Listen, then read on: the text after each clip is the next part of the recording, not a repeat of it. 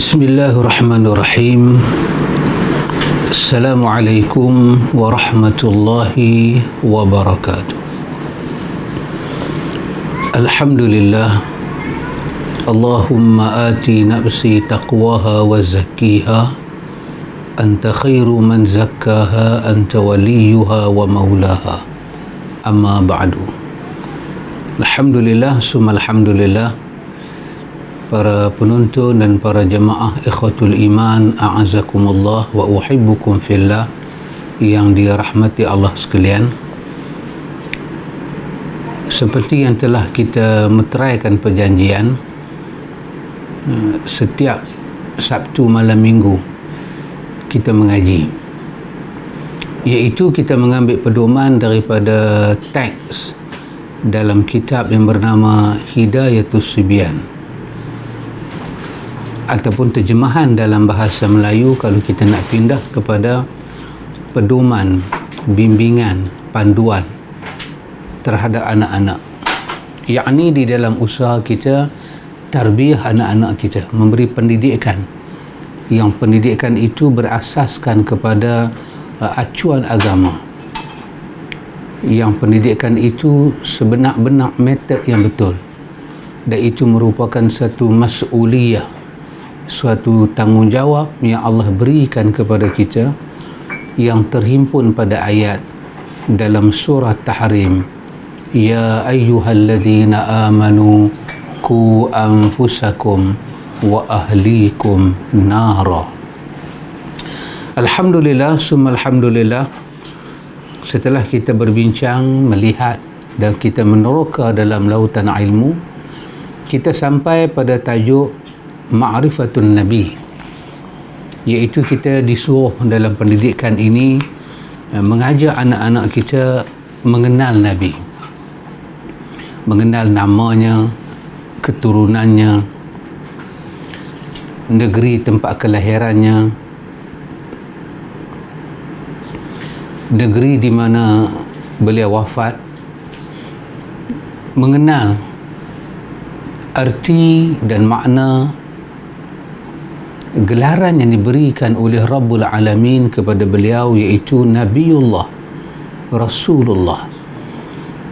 Dan bila disebut Nabiullah, disebut Rasulullah, apakah muatan dia? Dan kenapa perkataan Nabi itu idhafah, disandarkan kepada Allah? Rasul idhafah kepada Allah, supaya ada suatu ta'zim, suatu pengagungan, kebesaran, kemuliaan kepada Rasul yang Allah utusan itu, Allah utuskan itu. Allah Subhanahu wa ta'ala dalam hal pendidikan ini yang kita kena tahu dan kita nak kena sampaikan pada anak-anak kita, bahawa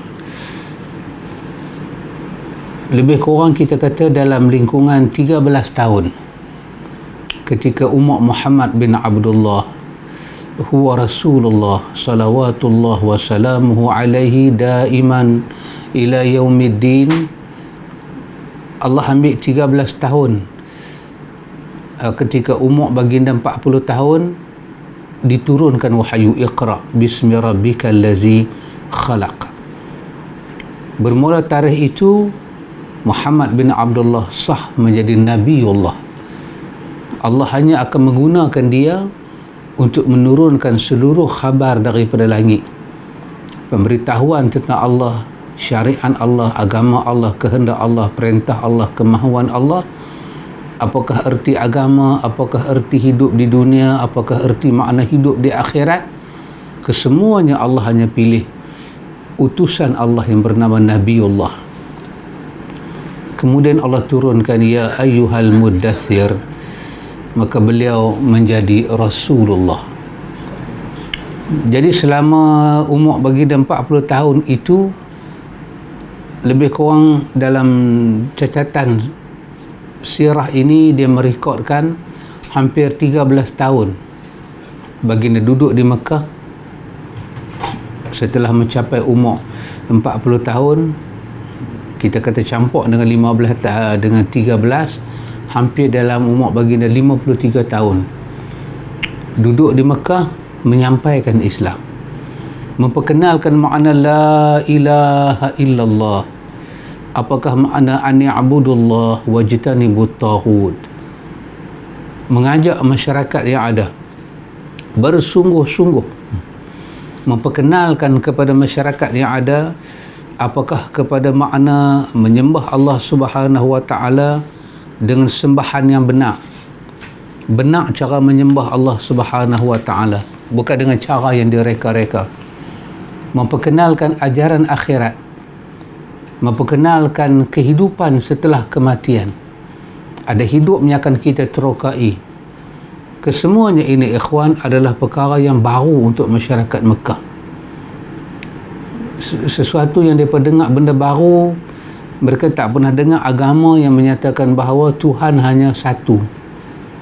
So bila mereka dengar Muhammad menyampaikan bahawa Allah hanya satu, qul huwallahu ahad, benda ini menjadi kepelikan. Sebab mereka telah terbiasa menyembah berhala-berhala yang begitu banyak, dengan cerita yang berbagai-bagai, dengan pengaruh yang berbagai-bagai, dengan kepercayaan yang berbagai-bagai. Bila dengar ajaran baru ini, untuk mereka ajaran baru ini nama dia ajaran tauhid. Sebab mereka orang Arab, mereka tahu makna tauhid. Wahada yuwahidu tauhidan ay ja'alahu wahida. Mereka tahu itu ifradullah fil ibadah, itu mereka tahu, mengifradkan Allah Ta'ala dalam ibadat. Jadi bila ini masuk, perkara ini menjadi susah nak faham ke, tak boleh faham ke, itulah yang menjadi problem ketika itu. Tapi Allah memupuk kepada kekasih dia perasaan sabar, halim, hanif, rauf, rahim. Allah letak dalam hati kekasih dia. Yang Allah sebut bahagian-bahagian akhir daripada surah Taubah, laqad ja'akum rasulun min anfusikum azizun alaikum. Allah jaga dia, Allah beri sifat-sifat mahmud, sifat-sifat yang cukup terpuji kepada kekasih dia, Nabi dia dan Rasul dia. Nak memperkenalkan kepada manusia bahawa bila disebut isi agama ini, isinya adalah tauhid, dan dalam masa yang sama nak mengajak manusia kepada an ya'budullah, dan dalam masa yang sama nak mengajak manusia menjauhi taghut, nak memperkenalkan apakah makna taghut kepada masyarakat ketika itu, bukanlah sesuatu perkara yang mudah. Kenapa? Kerana mereka hidup dalam suasana taghut. Seperti Imam Ibn Qayyim menyebut kepada kita, pertama sekali taghut itu adalah iblis. Iblis itu adalah sebesar-besar taghut, alaihi la'natullah. Sebab daripada dialah muncul segala keburukan, kemungkaran, kesyirikan, hasutan dia, mainan dia, bikinan dia. Dia yang membawa manusia ke situ. Dia yang meniup nafas kehembusan yang dikatakan riya, sum'ah, ujub, takabur. Dia yang tiup. Ghil, yang pada ayat 10 daripada Al-Hasyr itu diguna perkataan ghil, dan juga dalam surahnya lain disebut ghil, wa naza'na ma fi sudurihim min ghil. Bila ahli syurga nak masuk ke syurga, syarat nak masuk ke syurga itu Tuhan buang dahulu ghil, semua penyakit hati yang membawa dunia dalam keadaan buruk, ghil, dengki, busuk hati, kesemuanya ghil, dendam, kesumat, ghil. La taj'al fi qulubina ghillan, janganlah kau campak ke dalam hati kami ya Allah, kau jadikan dalam hati kami ni ada ghil, ada penyakit ini ya Allah, ghillan, yang kalau hati kami terkena penyakit ni ya Allah, susah nak sampai ke syurga. Maka yang menjadi makhluk peniup kepada semua kerosakan dalam dunia ini adalah iblis, alaihi la'natullah. Dan mainan iblis ini dalam masyarakat jahiliyah ada di mana-mana. Permintaan-permintaan mereka terhadap kemahuan berhala, nak membawa berhala itu ke mana, ada pada mereka. Ghil ada pada mereka. Apakah syarat-syarat suatu ibadat nak dilakukan di depan berhala? Yang memberi cadangan itu, yang memberi ilham fujur ini adalah iblis alaihi la'natullah. Kerana itu Allah menyatakan, ya bani adam alla ta'budu syaitan innahu lakum aduwwum mubin. Wahai anak cucu Adam, janganlah kamu menyembah syaitan. Dia bisik manusia, dia ocok manusia, dia cucuk manusia, dia hasut manusia, boleh sampai peringkat apa? Manusia menyembah dia. Dan ini yang ada dalam masyarakat Mekah itu ketika Muhammad bin Abdullah wa Rasulullah diutuskan oleh Allah nak memberi penjelasan kepada umat ketika itu betapa ini semua daripada syaitan. Dan Allah menyatakan, innama ya'murukum bil fahsya'i wal munkar. Apa yang syaitan buat? Dia menyeru kamu kepada fahsya' dan munkar. Maka Nabi bila berada di kota Mekah selama hampir 13 tahun itu, ikhwan, pertama sekali ialah nak menjelaskan apa makna tauhid, apa makna taghut, lawan kepada tauhid itu. Ibn Qayyim menyatakan kepada kita bahawa, ikhwan, syaitan, iblis itu adalah sebesar-besar taghut. Taghut, sebesar-besar taghut. Yang kedua, Imam Ibn Qayyim kata apa? Dia kata taghut itu juga, dia kata man ubida wa huwa radin. Dan ini ada dalam masyarakat masa itu. Dengan kita memakai terjemahan, iaitu orang yang disembah selain daripada Allah, disembah, dan wa huwa radin, dia redha orang sembah dia, maka dia taghut. Yang taghut ini Quran guna perkataan apa?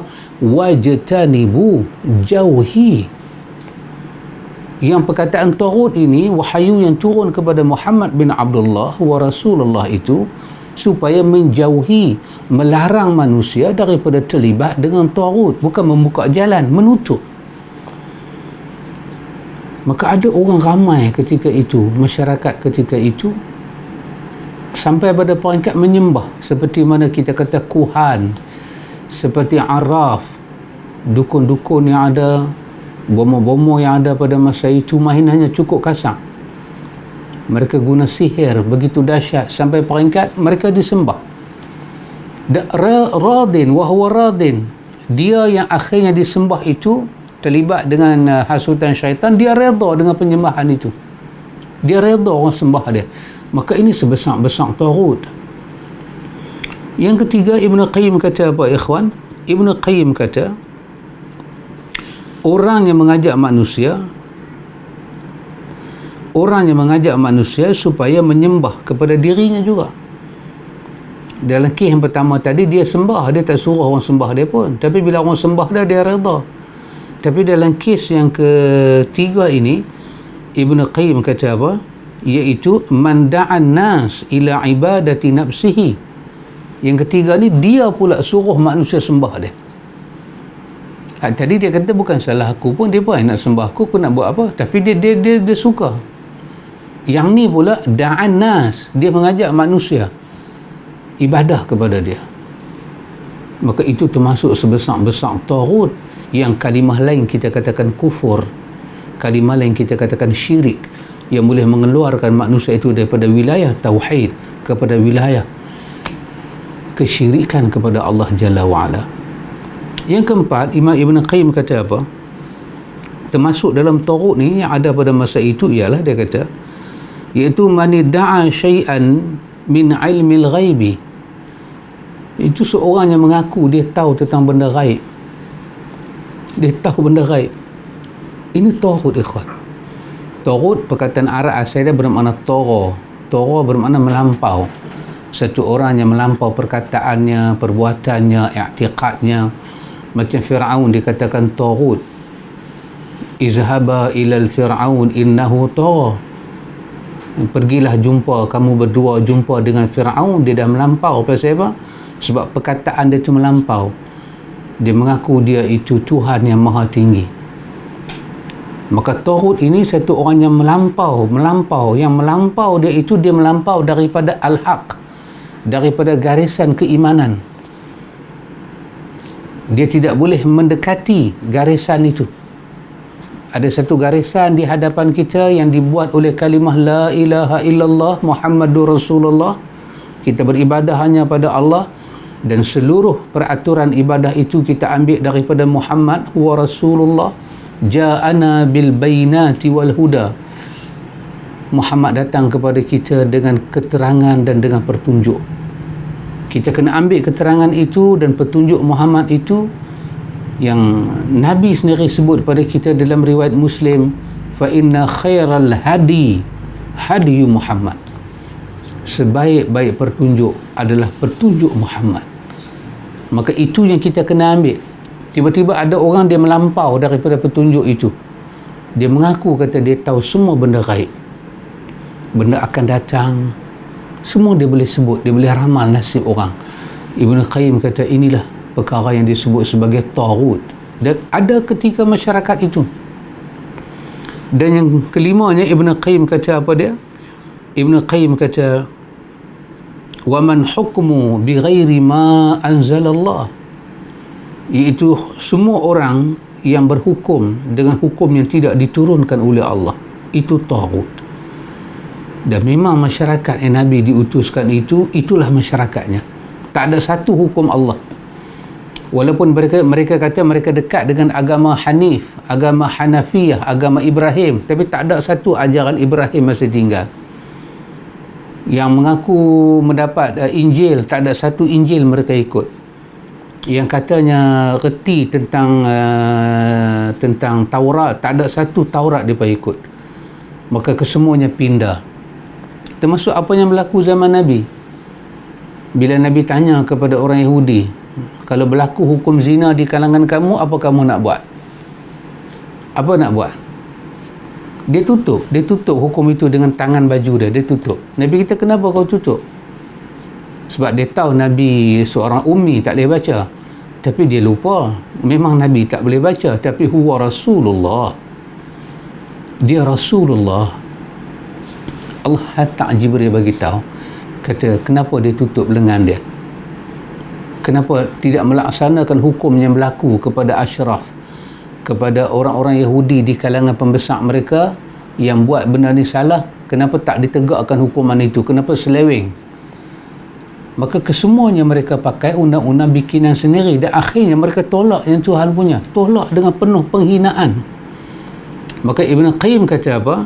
Kata Imam Ibn Qayyim Al-Jauziyah rahimahullahu ta'ala, dia kata inilah dia dikatakan sebagai ru'usul khamsah kepada at-tawaghit. Inilah kepala besar yang menjadi pokok kepada hal-hal taghut. Daripada 5 perkara ini, dia akan bercabang-bercabang jadi banyak pecahan dia. Pertama, Iblis alaihi laknatullah. Yang kedua, orang yang redha dia disembah walaupun dia tak minta dia disembah. Yang ketiga, orang yang mengajak manusia sembah dia. Yang keempat, orang yang mengaku mengetahui benda gaib. Dan yang kelima, orang yang berhukum dengan selain pada hukum Allah. 5 ni keseluruhannya ada di kota Mekah. Karena itu dakwah Nabi bercakap tentang akhirat, mereka rasa pelik kerana selama ni mereka duk dengar cerita gaib daripada mereka punya rijalul gaib kah, kuhan kah, tak seperti Nabi cerita. Tak ada seorang jin yang berkawan dengan bomoh-bomoh ketika itu boleh cerita adanya siksa kubur. Tak ada seorang jin boleh cerita. Jin boleh cerita barang ni hilang siapa ambil. Jin boleh cerita siapa akan datang rumah kita. Jin boleh cerita kalau berlaku ini apa kita nak buat. Tapi seorang jin tak boleh bagi tahu. Lepas daripada mati, roh itu masuk ke alam barzakh, apa jadi? Tiba-tiba Rasulullah datang bagi tahu. Rasulullah datang bagi tahu. Hal ataka hadithul ghashiyah wujuhun yawma izin khashi'ah amilatun nasibah tasla naran hamiyah tusqa min ainin aniyah laysa lahum ta'amun illa min dari' la yusmin wa la yughni min ju'. Bukan kata bomok itu terkejut, orang yang bercakap tentang agama tu terkejut. Jin-jin yang duk sampai tu pun lari berlentang pukang kerana terkejut dengan perkhabaran yang dahsyat ini. Maka kerana itu mereka tak boleh terima, tak boleh nak fikir dengan waras apa yang Muhammad nak sampaikan ini. Untuk memecah 5 perkara ini, ikhwan, bukan memakan masa sehari, 2 hari. Seperti katalah saya pergi ceramah memakan masa 1 jam, tetapi memakan masa 13 tahun, ikhwan. Antum boleh bayang bagaimana kekasih Allah Muhammad bin Abdullah tanggung bebanan ini. Dan Muhammad menjalankan tugasnya dengan penuh amanah, dengan penuh ketekunan, dengan penuh kesabaran. Di peringkat awal kota Mekah, seluruh masalah yang Nabi berlaku, Allah tak benarkan Nabi mengambil apa-apa tindakan. Termasuk orang pukul. Termasuk Nabi sujud dekat Kaabah, orang letak segala benda-benda busuk daripada perut-perut binatang. Sampai Nabi angkat doa, Allahumma alaika bil Quraisy. Ya Allah, apalah Quraisy ini, ya Allah, mereka buat pada aku begini, aku serahkan mereka pada Engkau, ya Allah. Seorang Arab ni kalau dia sebut Allahumma alaika bil Quraisy, bermakna dia habis daya dah. Dia nak bertindak, dia tak mampu. Dia serah dan dia minta Allah bertindak. Itu makna Allahumma alaika bil Quraisy. Allah suruh Nabi sabar. Tak ada satu ayat jihad di Mekah, tak ada satu ayat suruh melawan balik di Mekah. Kesemuanya wasbir ala ma yaqulun wahjurhum hajran jamila. Bersabarlah engkau Muhammad dengan apa yang mereka kata, dan tinggalkan mereka, berpaling daripada mereka dengan akhlak yang cukup baik. Muhammad 13 tahun dia seorang-seorang tanggung bebanan ini, ikhwan, yang kemudiannya disokong oleh isteri yang tercinta Khadijah binti Khuwailid. Kemudiannya orang mendengar dakwahnya, ada orang masuk seorang demi seorang. Allah bebankan, Allah letakkan amanah kepada Rasulullah untuk menyampaikan tentang hal Tuhan ini, hal tentang akhirat, hal tentang kehidupan di sana, hal tentang kehidupan di sini. Tak cukup setakat itu, ikhwan. Dah cukup 13 tahun Allah suruh Muhammad bin Abdullah Rasulullah berhijrah ke Mekah, berhijrah dari Mekah ke Madinah.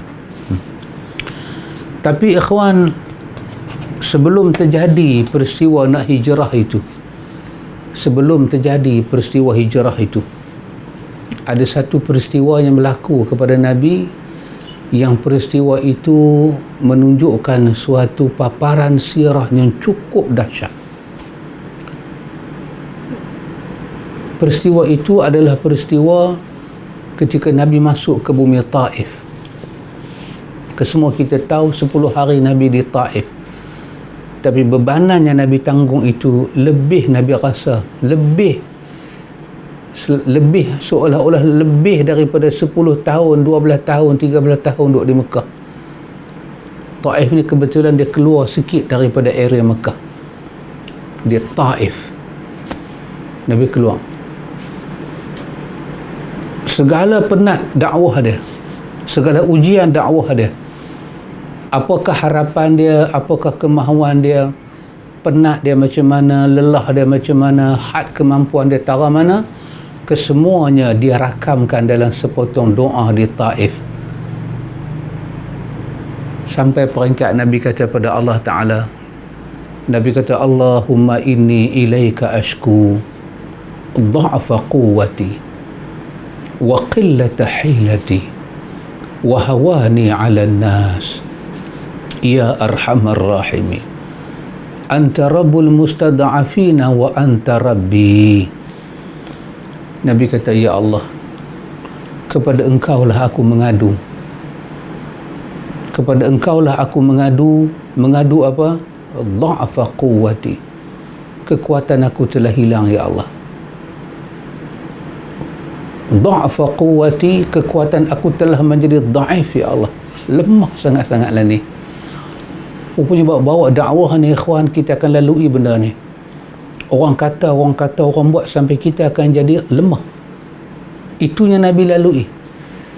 Wa qillata hilati, ya Allah, betapa kurangnya segala rancangan aku. Kita kata sampai nak fikir dah tak tahu nak fikir macam mana dah.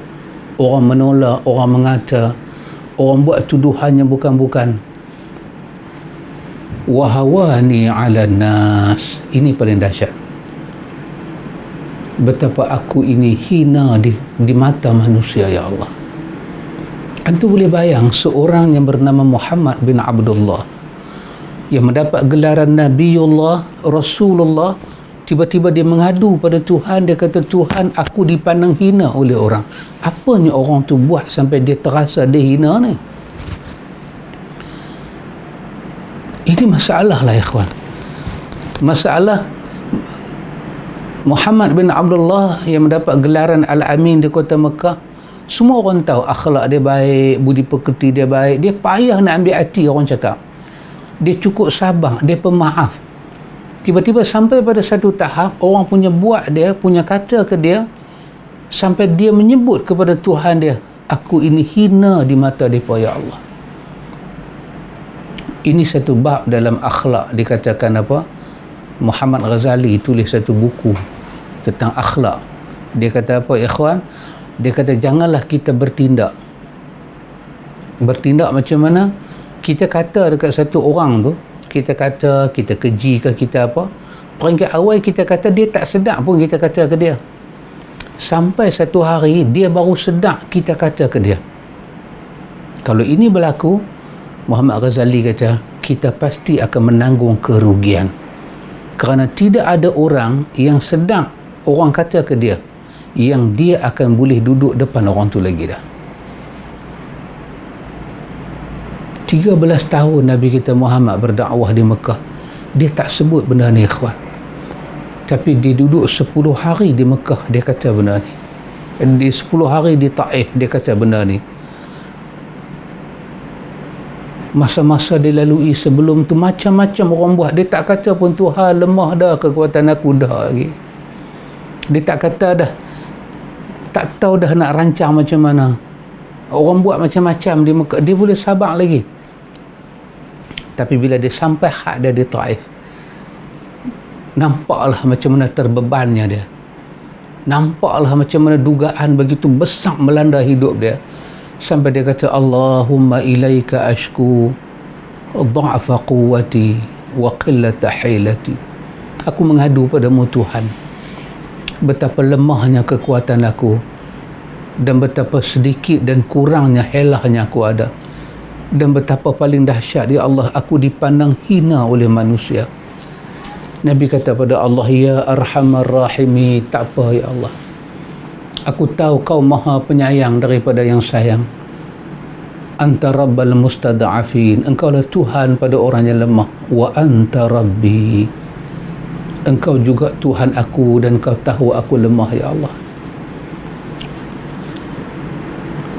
Nabi kata, ila man takiluni. Tengok isi dakwah yang dia bawa tu, ikhwan. Dia kata, ya Allah, kepada siapalah kau nak serahkan aku, ya Allah? Ila ba'idin yatajahamuni, kepada orang jauh yang mereka akan bermasa muka kepada aku, ya Allah. Aku jijak kaki ke Taif sahaja, daripada tunjuk dah muka tak suka. Am ila aduwin malaktahu amri, ataupun kau nak serah aku pada musuh aku, ya Allah, yang musuh aku itu akan menghancurkan segala urusan aku. Illam yakun bika alayya ghadabun fala ubali. Tengok Muhammad bin Abdullah, dia kata apa? Dia kata, ya Allah, kalau kesemua ini aku tanggung semata-mata kerana engkau, dan itu menyebabkan kau tak murka pada aku, ya Allah, fala ubali, aku tak peduli apa yang aku tanggung, aku akan teruskan berdakwah. Walaupun kesemua ini aku dilalui, yang pandang rendah pada aku manusia, asalkan kau tak pandang aku rendah. Depa hina aku, asalkan aku tak hina di mata Engkau ya Allah, fala ubali, aku tak peduli dah apa yang aku tanggung. Aku hanya memohon perlindungan daripada Engkau ya Allah. Kau lindunglah aku ya Allah. Kau elokkanlah urusan dunia dan akhirat aku ya Allah. Dan janganlah sampai kau turunkan murka Engkau dan kau halalkan kemarahan Engkau pada aku ya Allah. Tengok Nabi kata, lakal utba hatta tarda. Bagi Engkau lah tempat aku kembali dan tempat Engkau menegur aku ya Allah, sehinggalah kau redha dengan aku. Nabi kata, la hawla wa la quwata illa bik. Telah hilanglah segala kemampuan dan kekuatan, melainkan sekarang aku menumpang kemampuan Kau ya Allah. Begitulah amanah yang Allah Ta'ala beri kepada Muhammad bin Abdullah wa Rasulullah, yang selepas daripada kejadian ini Allah melakukan suatu episod yang besar dalam Islam ini yang merubah dunia dan diri Muhammad, iaitulah dengan tragedi Isra dan Mi'raj. Tapi bebanan yang dia tanggung itu, ikhwan, nak mengajak manusia meninggalkan yang tagut tadi ni, begitu sukar. Nak perkenai ani'budullah ni begitu susah. Sampailah masa Allah Ta'ala minta kepada kekasih dia, tinggalkanlah Mekah. Subhanallah ikhwan. Dalam buku-buku sirah ini ikhwan, kalau kita lihat ada perkataan yang disebut, inilah zaman yang cukup rugi. Zaman ini bila Nabi berdoa dengan doa ini, doa di Taif tadi menyebabkan para malaikat sedih. Maka dalam sejarah digunakan perkataan amul huzni. Tahun itu dipanggil tahun yang cukup sedih dekat Nabi. Sampai masa Allah Ta'ala arahkan kekasih dia keluar. Dah sampai masa Muhammad, walaupun Mekah tempat kau terima wahyu pertama, Mekah bumi kelahiran engkau berkahwin di Mekah, kau ada anak pun di Mekah, jasad isteri yang kau cintai pun ditanam di Mekah. Tapi Muhammad tinggalkan Mekah, kerana Muhammad ini ahli Mekah. Dia nak tinggal Mekah tu, dia tengok Kaabah tu, lenang air mata dia. Maka keluarlah pidato yang besar Nabi depan Kaabah. Nabi kata, wahai Kaabah, engkau adalah yang paling aku cintai. Kalau bukan kerana kaum aku benci pada aku dan menghalau aku tak akan tinggalkan engkau, wahai Mekah. Wahai Kaabah, engkau sebaik-baik makhluk Allah Ta'ala. Dengan itulah Rasulullah berpaling daripada arah Kaabah, arah Mekah, dan menuju hijrahnya daripada Mekah ke Madinah. Bila sampai di Madinah, wahyu masih turun, syariat belum sempurna. Maka duduklah di Madinah Nabi. Hari pertama melihat Madinah, berkenalan dengan masyarakat Madinah, duduk sampai bila? 10 tahun. 10 tahun itu pula ikhwan, wahyu duduk turun. Berbagai-bagai pula dugaan yang berbeza. Nabi memang orang Arab, orang berperang. Tapi selama duduk di Mekah sebagai anak Mekah, dia tak pernah perang. Tapi bila dia menjijak kaki di luar daripada Mekah, baru 2 tahun dia duduk di Madinah, dia berperang yang terkenal dengan nama Perang Badar Al-Kubra. Puasa turun, ayat perang pun turun. Selepas itu diikuti oleh peperangan bersiri.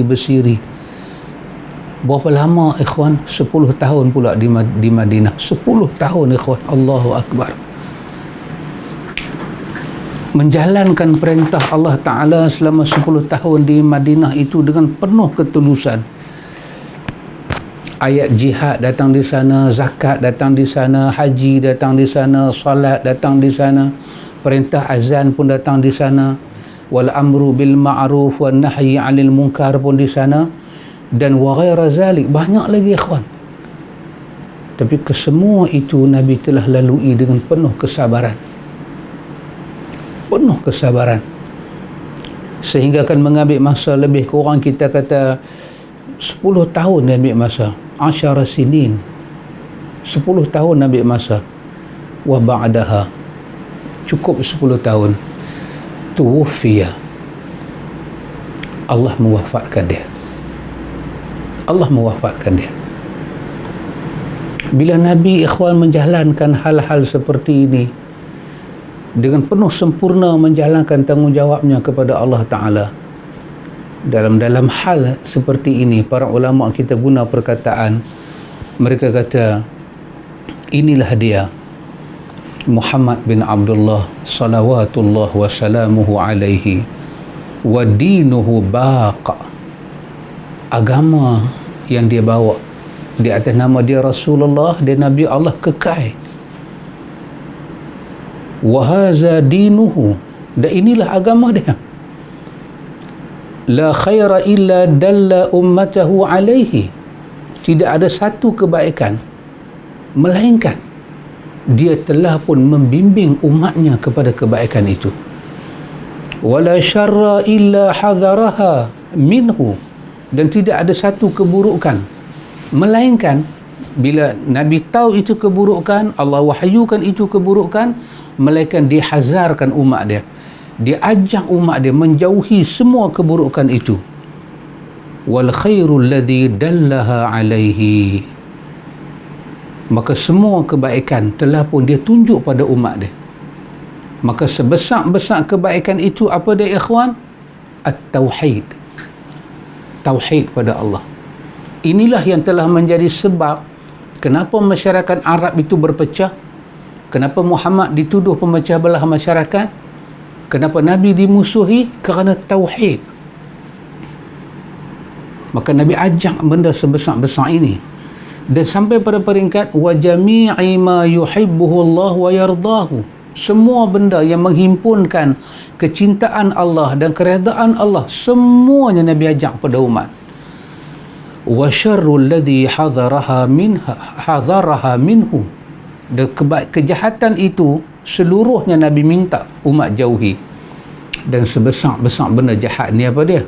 Asyirku, benda syirik.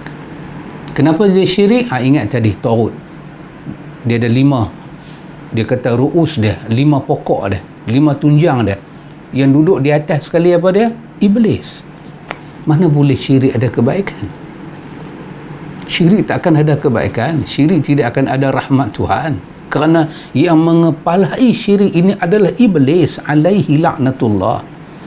Makhluk ini dipanggil laknat Allah ke atasnya. Tak mungkin tubuh badannya ada rahmat, perkataannya ada rahmat, pakaiannya ada rahmat, bicaranya ada rahmat, ideanya ada rahmat, jalannya ada rahmat. Tak mungkin, kerana makhluk ini dinamakan dengan nama alaihi laknatullah. Allah yang kata dia dilaknat, maka syirik itu berasal daripada dia. Maka seburuk-buruk benda yang Nabi telah ajak kita jauhi adalah syirik. Maka wa jami'u ma yakrahuhu ma yakrahu Allah wa ya'bahu, dan semua benda yang Allah Ta'ala tak suka, Allah Ta'ala larang, semua Nabi ajak. Inilah dinu Muhammad, dinul baq.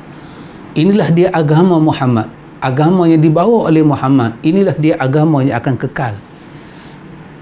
Ikhwan a'azakumullah. Dan kita juga kena tahu satu perkara ikhwan, Nabi menyampaikan Islam ini kepada kita. Ba'athahu Allahu ila an-nasi kafatan waftarada ta'atahu ala jami'i thaqalain al-jinni wal-ins.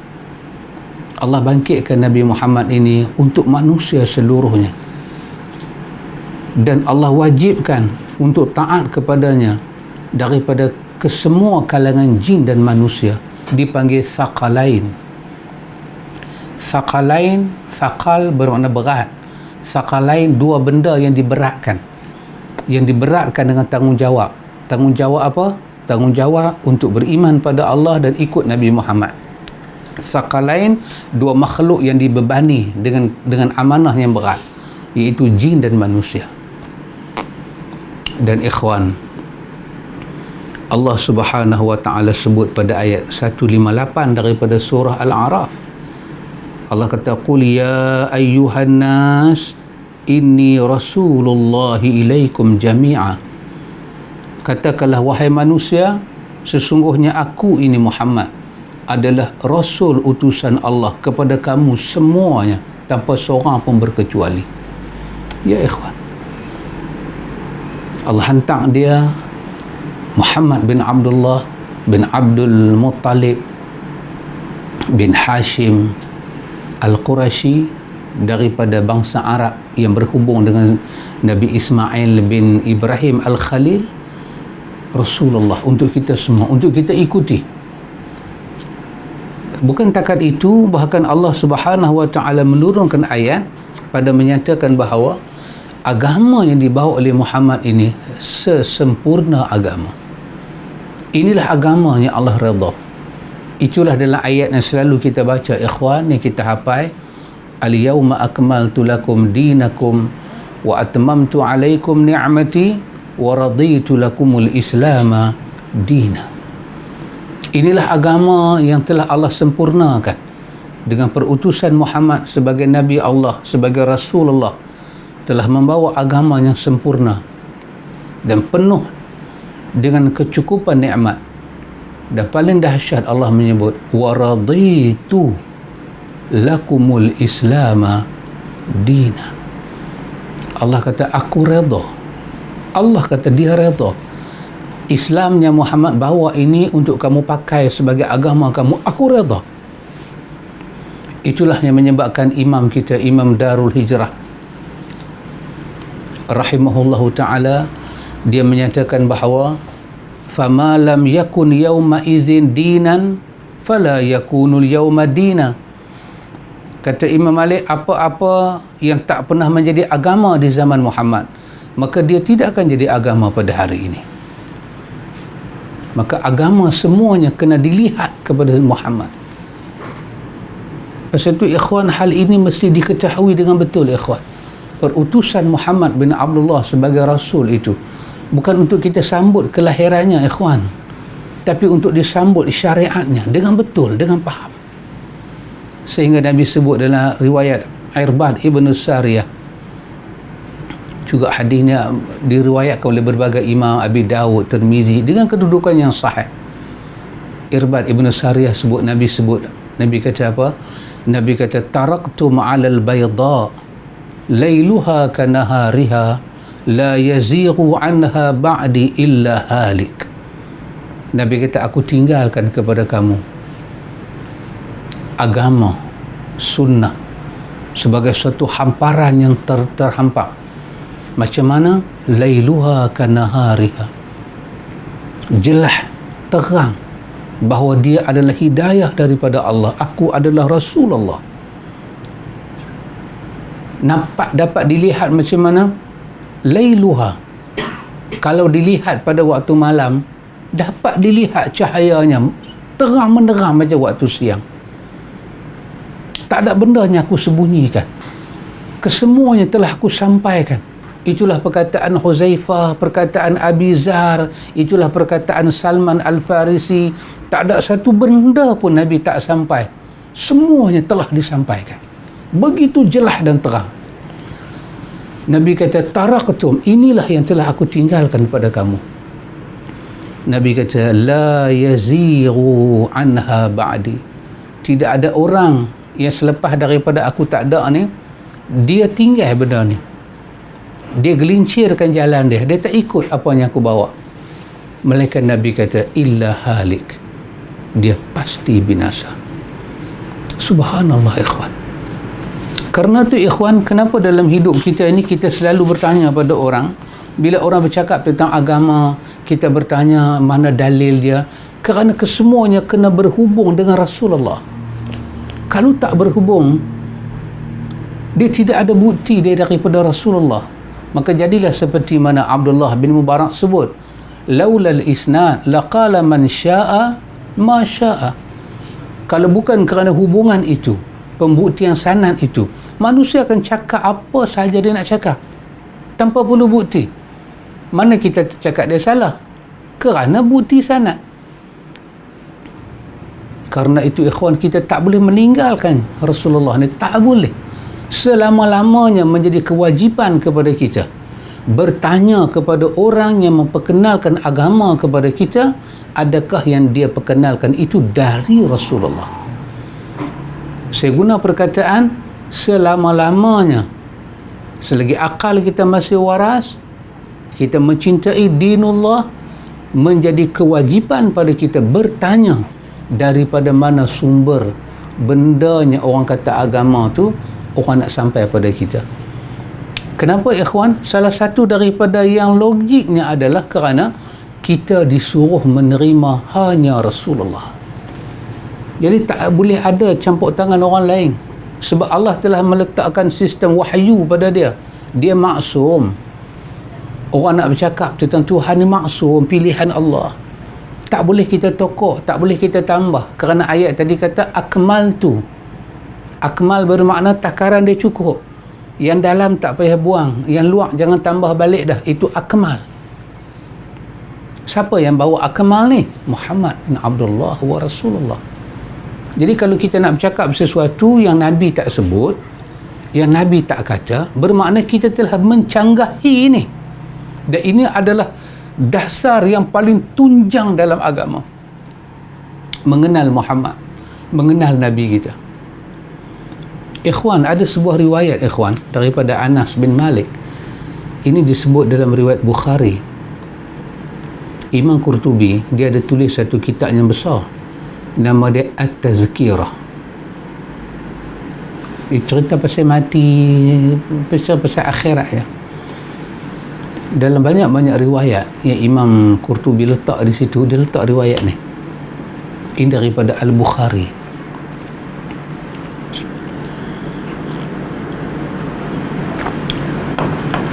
Riwayat ini ikhwan berkenaan dengan apa?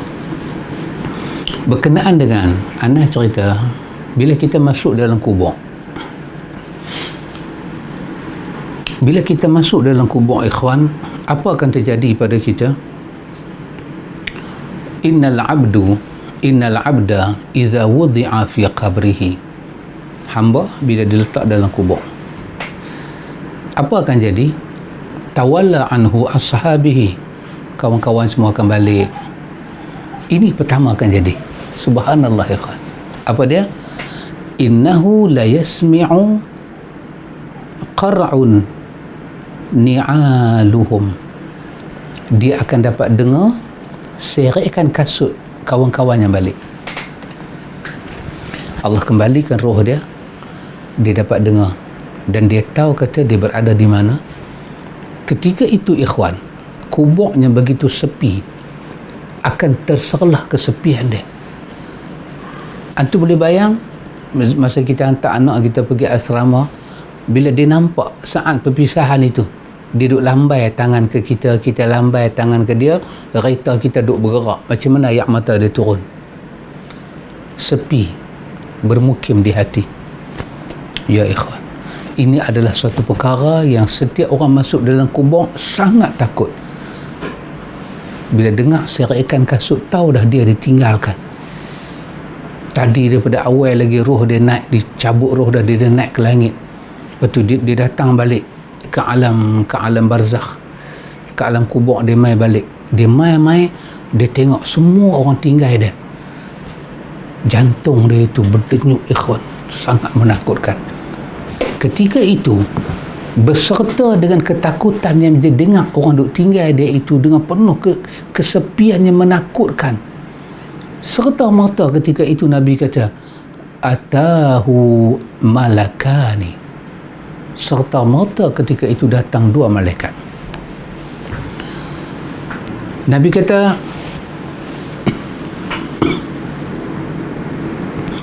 fayaq'uda. Apa malaikat buat? Malaikat akan dudukkan dia. Tahu dia takut, muka dia takut, sangat takut. Maka kedua-duanya akan dudukkan dia. Soalannya pertama, ikhwan, dia berkata dekat dia, ma kunta taqulu fi hadzal rajul Muhammad sallallahu alaihi wasallam, apakah yang akan kau katakan kepada kami tentang seorang laki-laki yang bernama Muhammad sallallahu alaihi wasallam? Ikhwan, hak tajuk kita duk baca ni makrifat Nabi ni, kenal Nabi. Kita duk ajak manusia kembali pada sunnah Nabi. Kalau rasa ini kecil, cuba ambil tajuk yang kita duk bercakap ini dengan apa yang terjadi dalam kubur ni. Datang dua malaikat yang kita tahu mungkar, yang kita tahu nangkir. Dia tanya satu soalan. Dia kata pada orang yang mati itu, yakni kita, ma kuntu taqul fi hadzal rajul Muhammad, apa yang kamu nak kata tentang Muhammad? Subhanallah ikhwan, dengan kesepian yang ada, ketakutan yang ada, kengerian yang ada, mayat berada dalam keadaan cukup takut, tiba-tiba ditanya, apakah kau nak kata tentang Muhammad? Yang dulu kau dengar kata kena semayang macam Muhammad, kena haji macam Muhammad, kena zikir macam Muhammad, kena beramal ibadah pada Allah macam Muhammad. Lah kami nak tanya, apa yang kau nak kata tentang dia? Nabi sebut sendiri pada kita, ikhwan, kejadian ni. Nabi sebut sendiri kejadian ni. Nabi kata apa? Nabi kata, kalaulah seorang itu seorang yang mukmin, dia beriman, dia kenal aku, dia ikut aku, Nabi kata, dia akan kata, asyhadu annahu abdullah wa rasulahu. Mukmin tu akan kata, aku menyaksikan dia adalah hamba Allah dan utusan Allah. Macam mana kita nak tahu Muhammad itu hamba Allah? Macam mana kita nak tahu Muhammad itu Rasulullah kalau kita tak belajar, ikhwan? Kalau kita tak ada maklumat, kita tak ada rujukan dalam Quran, dalam hadis yang sahih yang menyebut tentang Muhammad itu hamba Allah. Kenapa Muhammad disebut hamba Allah? Kenapa dia disebut Rasulullah? Kalau maklumat ni semua kita tak ada, macam mana kita nak sebut dia adalah hamba Allah, dia adalah Rasulullah?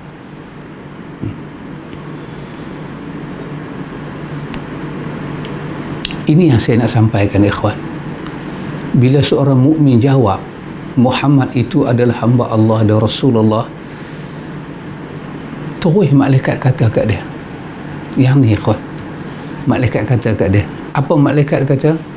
Malaikat kata, unzur, tengok. Malaikat tunjuk satu arah, tengok. Tengok apa? Ila maq'adika minan nar. Tengok, itulah tempat kamu sebenarnya dalam neraka. Maq'ad kamu, tempat duduk kamu sebenarnya dalam neraka.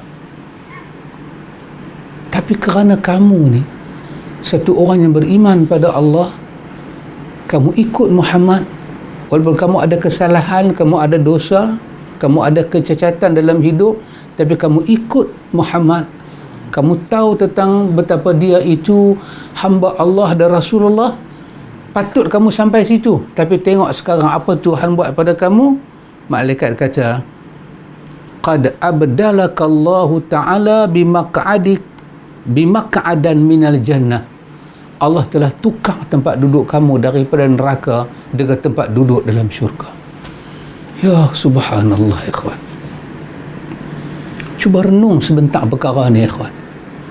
Yang kita duduk semayang macam Nabi, duduk zikir macam Nabi, haji macam Nabi, umrah macam Nabi, kita belajar urusan jenazah nak buat macam Nabi, semua kita nak buat macam Nabi. Rupanya benda ni bukan sia-sia, ikhwan. Tak sampai akhirat lagi, dalam kubur baru Allah tukar kedudukan orang yang kalau sampai ke neraka sekalipun, tapi kerana dia terima Muhammad, dia ikut Muhammad, Allah nak cuci dosa dia. Allah tukar tempat duduk dia daripada neraka dengan satu tempat duduk dalam syurga. Fayarahuma jami'a. Malaikat pun boleh tengok, dua malaikat pun nampak, kawan yang dalam kubur itu pun nampak. Itulah tempat dia.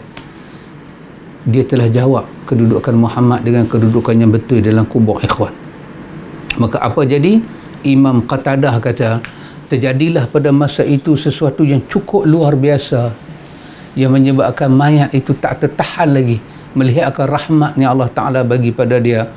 Yufsahu lahu fi qabrihi 40 zira'an. Allah Ta'ala luaskan kubur dia 40 hasta. Bagi kubur tu tak jadi sempit, jadi luas. Kerana dia jawab betul tentang Muhammad dan dia ikut Muhammad betul.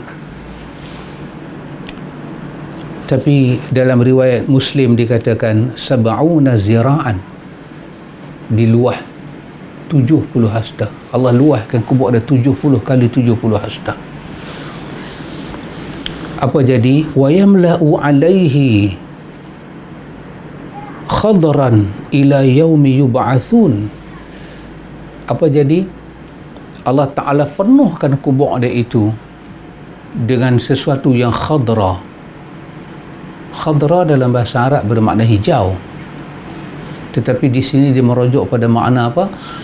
Yamla'u, Allah penuhkan kubur dia dengan perkara-perkara yang mata tengok jadi seronok, tenang dia, nikmat. Dia adalah ganti nama pada nikmat kubur. Allah penuhkan kubur dia yang diluaskan 70 kali 70 hasta tadi. Allah bagi dalam tu penuh dengan benda-benda yang dia seronok. Anas bin Malik kata, wa amal munafiq wal kafir. Tapi hati-hati, kata Anas, lain pula halnya dengan seorang munafik dan kafir kalau mati. Ini yang kami dengar daripada Rasulullah. Kalau yang mati itu seorang kafir, seorang munafik, maka malaikat tanya dekat dia, ma kuntu taqulu fi hadzal rajul, apa yang kamu nak kata tentang laki-laki yang bernama Muhammad ini? Dia jawab sepatah, munafik orang Islam, kafir bukanlah. Munafik orang Islam. Zaman Nabi ada orang munafik, jumpa Nabi lagi, dia sakit Nabi ziarah lagi, masjid dia main lagi. Nabi kata, malaikat tanya kat dia dalam kubur, siapa dia orang ni? Mak dia jawab apa? Sepatah dia kata la adri, aku tak tahu. Aku tak tahu. Sebab aku tak pernah salat lagu dia pun. Aku tak pernah sembahyang macam dia pun. Aku tak pernah buat haji macam dia pun. Adakah orang munafik zaman Nabi tak sembahyang? Sembahyang. Haji. Jihad. Ada yang terlibat jihad. Ada yang lari tengah jalan. Tapi kalau nak kata orang munafik tak sembahyang, tak juga. Tapi kenapa dia kata la adri? Aku tak kenal. Orang munafik duduk zaman Nabi, mana boleh tak kenal Nabi? Dia tengok muka Nabi. Macam tokoh yang merana sekarang ini yang bernama Abdullah bin Ubay itu, confirm munafik. Adakah dia tak tahu muka Nabi? Dia tahu. Tapi kenapa dalam kubur dia kata la adri, aku tak tahu? Tak cukup dekat itu. Dia kata sepatah, dia kata kuntu aqulu ma yaqulun nas. Dia kata, dia penuh tak beradabnya yang mendatangkan kemarahan muka dan angkirnya. Dia kata, aku kata seperti mana orang kata. Mereka kata dia Nabi. Mereka kata kena semayang lagu dia. Mereka kata kena haji macam dia. Aku cakap lagu tu, betul-betul aku tak tahu. Malaikat marah kat dia. Malaikat kata, la daraita wa la talaita. Hang tak pernah ambil tahu ke? Hang tak pernah tahu langsung ke pasal dia? Tak sempat dia nak jawab. Bagi soalan tu tak sempat dia nak jawab. Wa yadribu bimatariqi min hadid darbatan baina udhunaihi fayusihu sayhatan yasma'uha min yalihi illa thaqalain. Allahu Akbar. Tak dan dia nak jawab bila malaikat tanya. Wa yadribu bimatariq min hadid. Malaikat ambil satu matarik, mitraqah, satu pemukul daripada besi, dia tarik mai darbatan. Dia pukul betul-betul tak mana baina udhunai, antara dua telinga.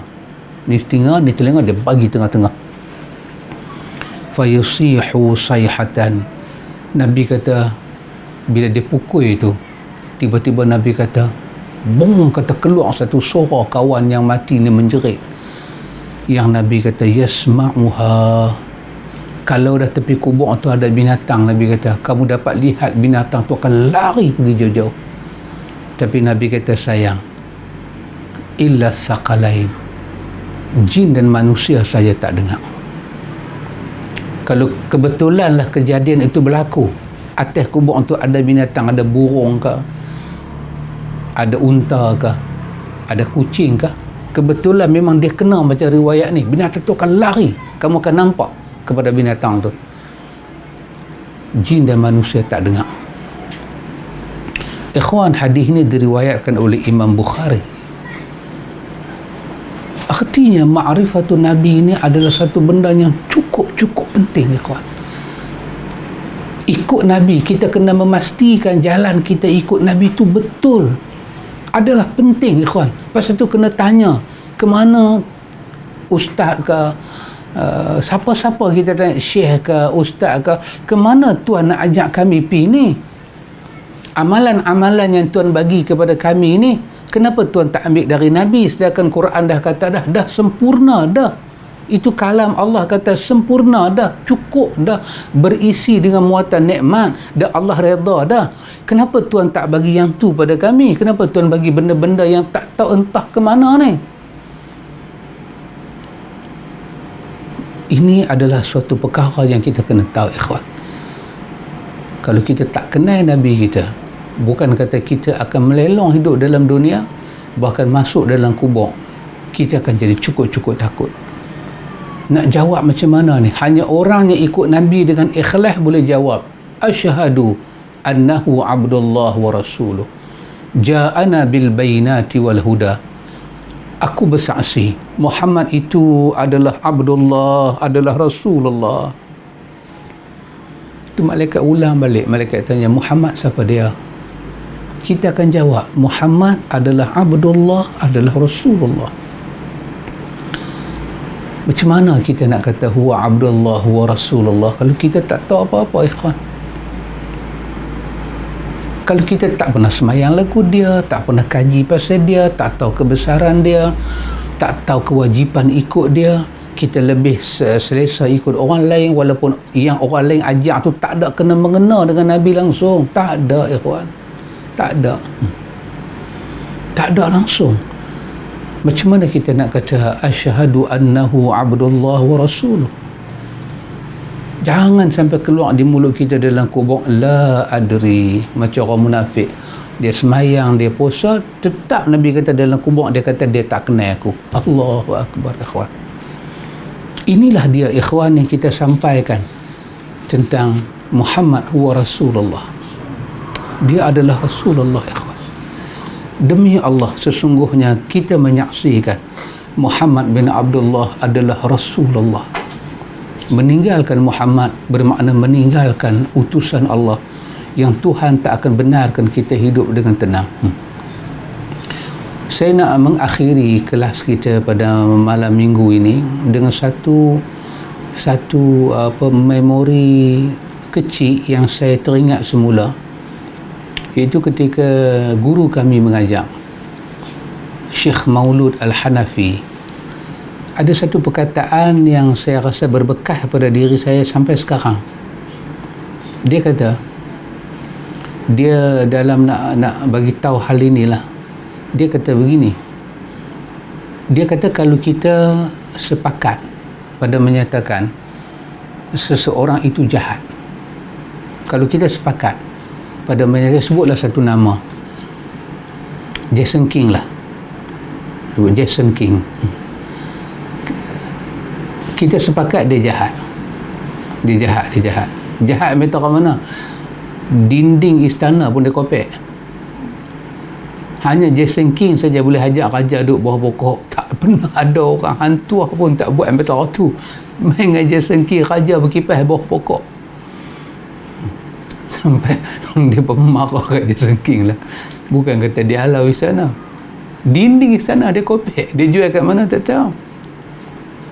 So orang sebut nama Jason King, jahat. Syekh kata begini, apabila Allah Ta'ala menjadikan peristiwa ini, apabila kita kata satu orang tu jahat, fulan tu jahat, sepatutnya kita bersyukur dan kita bahagia apabila kita tidak berkawan dengan orang jahat. Sepatutnya kita dah bahagia bila satu orang tu disebut jahat, kemudian Allah takdirkan kita tak kawan dengan dia. Sepatutnya kita bahagia. Kenapa? Kita terselamat daripada jahat dia. Tapi apabila ada satu orang baik, disebut baik, dan Allah Ta'ala mentakdirkan kita ikut dia, kita patut bersyukur. Kenapa? Kerana kita didekatkan dengan kebaikan. Tapi kalau ada satu orang kita tuduh dia jahat, tuduh dia ahli sihir, tuduh dia gila, tuduh dia pecah belah masyarakat, tuduh dia jahat, tiba-tiba bila kita tak kawan dengan orang yang kita kata jahat ni, tiba-tiba kita tak tenteram. Dia kita sebut jahat, tak ada nama baik pun kita bagi kat dia. Tiba-tiba selama kita tak kawan dengan orang jahat ni, kita tak tenteram, kita tak seronok. Ada pula satu orang baik, kita kata dia baik, selama kita kawan dengan dia, kita pun tak seronok. Kita duk teringat juga ke orang yang kita kata jahat. Syekh kata ini ada sesuatu yang tak baik sedang berlaku pada kita. Muhammad telah dituduh dengan nama cukup jahat, yang dalam riwayat ni panggil dengan nama orang kafir dan orang munafik. Tapi selama mereka hidup, mereka tuduh Muhammad jahat, mereka tak tenteram kalau tak tengok muka Muhammad. Ada orang baik, mereka anggap baik, tapi selama mereka kawan dengan orang tu, mereka rasa tak pernah tenteram. Ikhwan, tenteramkah kita selama kita hidup ni? Kita kata Nabi baik, tapi kita tak ikut cara dia semayang. Adakah itu nikmat? Adakah itu patut kita syukuri dan kita raikan? Saya ada Nabi saya cukup baik, tapi saya minta maaf lah, saya tak boleh semayang macam dia. Patutkah kita raih dengan statement macam tu? Kenapa? Kerana ini menanti kita, ikhwan. Subhanallah, ini menanti kita. Kalau dah kita confirm Muhammad itu orang yang baik, sepatutnya apa kita buat, ikhwan? Kita bahagia ikut dia. Kita bahagia zikir macam dia, solat sunat macam dia, safar macam dia, baca doa macam dia, haji macam dia, umrah macam dia, urusan kematian macam dia, azan macam dia, solat macam dia, jemaah macam dia, akidah macam dia, akhlak macam dia. Kalau kita boleh samakan antara ucapan kita dengan perbuatan kita, kita betul. Tapi kalau ucapan kita macam tadi, Muhammad jahat, ikut orang lain, tapi selama ikut orang lain tak bahagia, pemikiran duk teringat kat Muhammad, bermakna hati kita terbalik. Kita tuduh orang tu jahat, tapi selama kita tak jumpa orang tu, kita rindu dekat dia, kita teringat dekat dia, bermakna lisan kita dengan hati kita dia tidak synchronize. Dan Syekh kata ini suatu musibah hati yang paling besar. Ubatilah, ikhwan. Maka saya berazam, ikhwan, bercita-cita sungguh dalam diri saya, apa saja kita buat, kita nak ikut cara Rasulullah supaya kita bahagia dunia dan akhirat. Insan yang seluruh kaum muslimin kata dia baik, insan inilah yang kita kena ikut kebaikan dia. Nak semayang, tanya macam Nabi. Kalau itu semayang Nabi buat, kita buat macam orang itu, macam Muhammad Rasulullah, kita jawab dalam kubur. Allah Ta'ala akan tunjuk nikmat dia, tempat patut masuk ke neraka, Allah tukar tempat dalam syurga. Semoga Allah merahmati saya dan kita semua, ikhwan. InsyaAllah kita berjumpa lagi pada malam minggu yang akan datang. Rasanya masih lagi dalam tahun ini lagi, kita tak rentah lagi tahun baru. InsyaAllah kita akan sambung lagi daripada tajuk ini, apakah yang kita akan dapat. Semoga Allah memberkati saya dan kita semua. Subhanakallahumma wa bihamdika asyhadu an la ilaha illa anta astaghfiruka wa atubu ilaih. Wassallallahu ala nabiyyina Muhammad walhamdulillahi rabbil alamin.